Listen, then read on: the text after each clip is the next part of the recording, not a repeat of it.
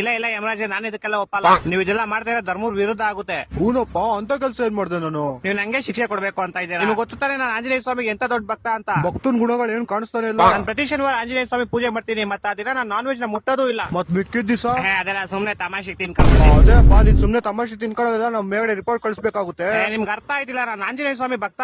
ನೀನ್ ಯಾರ್ ಭಕ್ತನಾರು ಆಗಿರೋ, ನೀನ್ ಮಾಡಿರೋ ಕರ್ಮಕ್ಕೆ ನಾವು ಶಿಕ್ಷೆ ಕೊಡದ್ರೆ ಬಿಡಕ್ ಆಗೋದೇ ಇಲ್ಲ.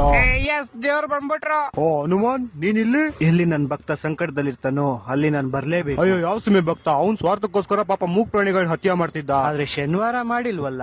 ಏನ್ ಹೇಳ್ತಾ ಇದೀರಾ ನೀವು? ಇವ್ನು 18 ವರ್ಷದ ವಯಸ್ಸಿಂದಾನೆ ಪ್ರತಿ ಶನಿವಾರ ನಾನ್ ವೆಜ್ ತಿನ್ನೋದ್ ಬಿಟ್ಬಿಟ್ಟ. ಆ ಕಡೆಯಿಂದ ನೋಡು, ಇವ್ನು ಎಷ್ಟು ಪ್ರಾಣಿಗಳನ್ನ ಕಾಪಾಡೋನೆ. ಸರಿ ತಾನೆ?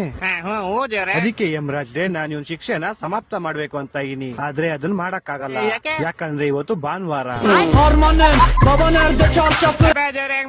ಅಯ್ಯೋ ಹೌದಲ್ವಾ, ನಂಗೆ ಇವತ್ ಜ್ಞಾಪನ ಐತಿ, ಇವತ್ ಭಾನುವಾರ. ಅದಕ್ಕೆ ನಾವ್ ಇವ್ನಿಗೆ ಚಾವಟಿ ಹೊಡಿಯಕ್ ಆಗಲ್ಲ. ಮತ್ತೆ ಮೋಸ್ಟ್ಲಿ ನಾನು ಇವತ್ತು ಚಾವಟಿ ಹಿಡಿನ ತಪ್ಪಿಸ್ಕೊಂಡೆ ಅನ್ಸುತ್ತೆ.